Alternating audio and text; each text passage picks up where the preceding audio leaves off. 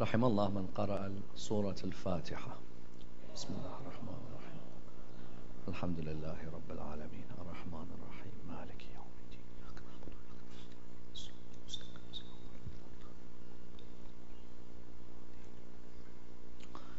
بسم الله الرحمن الرحيم.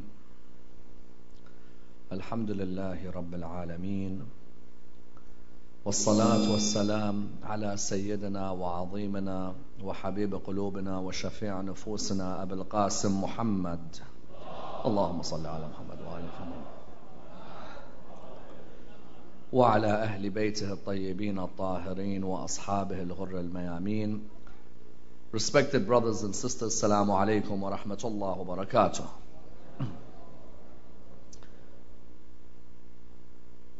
Many people ask the question, why study the life of Sayyidah Fatima when she passed away 1,400 years ago? Until today, people say Fatima al-Zahra died 1,400 years ago. There is no need for us to discuss her life. It is better that we discuss more contemporary issues than simply focus on historical figures. How is it that over 300 million people in the world today, both Muslim and non-Muslim, are inspired by this one lady? That even at one of the great universities in America, there has been a book written by a Christian lady on Fatima al-Zahra. The reason we study Fatima al-Zahra until today, in the year 2011, is because there are so many lessons to be learned from her life which we are able to apply in our life. Fatima may have died 1,400 years ago, but her message remains alive with us until today. People ask the question, what are the lessons to be learned from the life of Fatima al-Zahra? Dr. Ali Shariati wrote a book, Fatima is Fatima. And when he wrote this book, the aim of the book was to highlight that when we study Fatima al-Zahra, we are not saying Fatima is great because Fatima is the daughter of the Prophet, nor because she is the wife of the Imam. Fatima is Fatima. She's great by herself because of her principles, because of her morals, because of her behavior, which is alive until today. Yet many of our people ask, what are the lessons I can learn from Fatima al-Zahra which I can apply into my life today? I am in 2011. I live in Vancouver, Canada, or I live in London. You know takabbur? Sometimes us as human beings can be very arrogant human beings.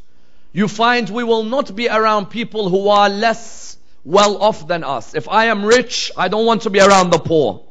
If I have a degree from university, I don't want to be around the uneducated. If I am a Muslim, I don't want to be next to the non-Muslim. Sometimes we have arrogance in us against other human beings. Ali ibn Abi Talib has a lovely line. He says, mankind, you came from a drop of semen and you leave as a piece of dust. You don't know when you came and you don't know when you're going. So why do you walk around like you know everything? Is that true? If you look at they came from a drop of semen and they leave as a piece of dust. They don't know when they came, they don't know when they're going, but you see them walking around like they know everything. You find that one of the best characteristics to have and lessons from Fatima al-Zahra is the lesson of humility. Fatima al-Zahra at home used to have a maid called Fidda. You know Fidda. Fidda was with Fatima al-Zahra. Later Fidda was with Sayyida Zainab at Karbala. The Prophet would teach Fatima. He says to her, Fatima, Fidda is your servant at home, yes. But one day you do the work and let Fidda rest. And the next day Fidda does the work and you rest. Today in our countries, like I'm from Iraq, if I have a maid at home, my mother 7 days a week will not, 7 days in the week will not work. The maid will work the whole days. If you live in Iran, for example, that does all work. If in Africa or even Kuwait, Dubai, Arabia, it does all work. You find that Fatima Zahra is the daughter of Rasulullah. Easily she could say, I don't need to work. I'm the daughter of the great man. Let her do all the work. No. Fadda is like a sister to me. I work one day and I let her rest. She's a human, I'm a human. Unfortunately, the way we deal sometimes with the maids at home is we are humans, they are animals. Isn't it? Have you seen the way some people, if you go for example to Dubai, everyone says Dubai is the height of wealth and people are happy. You see a lady walking and her maid acts like an animal. They treat her, go and pick up the kids, pick up the bags. It's not like a human being. Fatima al-Zahra, the first lesson we can learn from her is the humility of the lady. It doesn't matter how much money you have. It doesn't matter who your father is. It doesn't matter how educated you are. At the end of the day, Allah loves the humble people, not the arrogant people. Why? Because the arrogant person is insecure. Whenever you see anyone who is arrogant, know that they are insecure human beings. They are not happy in their own lives. Imam Ali in Nahj al-Balagha, he compares the arrogant people to the peacock. You've seen the peacock? Tawus. I don't know in Farsi if it's Tawus as well. Tawus. Imam Ali in Nahj al-Balagha says the arrogant human from Fatima. Number one.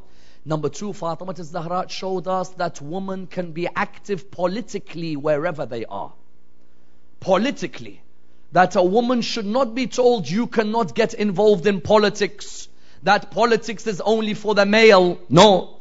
There is no harm a female going to study politics at university where they are able to learn about politics and they are able to work politically. How many of you heard about the event of Mubahala? When the Christians of Najran came to meet Rasulullah and they said to him, "Oh Muhammad, what is your opinion about Jesus?" And he said, "We believe Jesus is a prophet of God." He asked them, "What's your opinion?" They said, "We believe Jesus is the Son of God." He said to them, "Why?" They said, "Jesus did not have a father, so he must be the Son of God." Rasulullah said, "Inna mathala Isa 'inda Allah ka mathali Adam." Adam, did he have a father? No. Did he have a mother? No. So who should be the Son of God? Adam or Jesus? Isn't that true? When today someone comes to tell me, Jesus didn't have a father, so God is his father. Okay, Adam didn't have a father. Adam didn't have a mother. So why isn't Adam the Son of God? When Rasulullah said this to them, they still did not listen. The next day they came to a mubahala. What's a mubahala? Mubahala is when you say, you are the leaders of Christianity, we are the leaders of Islam. Allah will punish whoever is on the wrong path. Are you ready for it? They said yes. Quran said, فَمَنْ حَاجَّكَ فِيهِ مِنْ بَعْدِ مَا جَاءَكَ مِنَ الْعِلْمِ فَقُلْ تَعَالَوْا نَدْعُوا أَبْنَاءَنَا وَأَبْنَاءَكُمْ وَنِسَاءَنَا وَنِسَاءَكُمْ وَأَنفُسَنَا وَأَنفُسَكُمْ ثُمَّ نَبْتَهِلْ فَنَجْعَلْ لَعْنَةَ اللَّهِ عَلَى الْكَاذِبِينَ. The Quran said to the Prophet, "O Prophet, bring your sons and they'll bring their sons." So he took Hassan and Hussein with him. Yes? So he was showing, number one, the youth, put them at the front of the religion.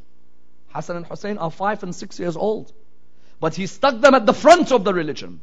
Then nisa'ana wa nisa'akum, bring your woman. The position of the woman in Islam today in the West, whenever they hear about the woman, they think woman means oppressed. Woman is madloom, isn't it? They think woman can't study, can't be educated.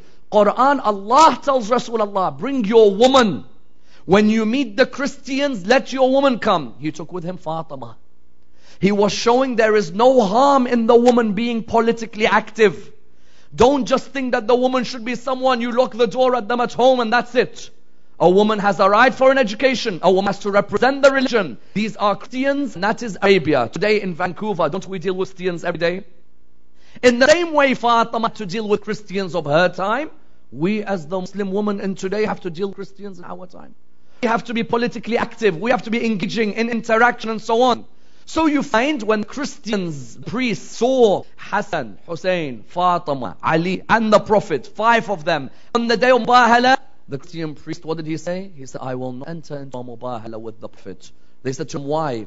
He said, "The amount of light that shines from these 5's faces, if it told a mountain to move, the mountain would move from its position." Imagine. That was number 2. Then the third thing we learn, Fatima al-Zahra, speak out against injustice wherever there is injustice in the world. Today in the world there is dhulm, isn't there? Everywhere in the world there is injustice. Fatima, 1,400 years ago, taught us that, O Muslim woman, when you see injustice, do not remain silent. Speak. Come out and speak. When they took Fadak away from Fatima, didn't she come out and speak against the dhulm? When they took Imam Ali's leadership, didn't she come out and speak against the dhulm? Did not Fatima, she sit down and say, I can see oppression, I won't speak? No. Fatima knew that in Islam, be it 1,400 years ago in Arabia, or be it 1,400 years later, whenever you see dhulm, you must speak out. If Fatima al-Zahra was only going to stay at home, lock the door, then we would take no lessons from Fatima. But the third lesson Fatima taught us is what? Is that whenever you see injustice in this world, make sure you speak out. The fourth and final lesson we learn from Fatima is sometimes in life you have to give away that which you love the most. Isn't it? Sometimes we live in this world, we're not willing to give away that which we love the most. Sometimes in life we're not willing to sacrifice. People tell us, why don't you change? Why don't you get closer to Allah? We keep saying, but I still have this issue and I'm not ready yet. Maybe when I go to Hajj and when I get married and I will change. How many times you hear people say this? Whereas Fatima taught us in this world, sometimes you have to sacrifice and give away that which you love the most.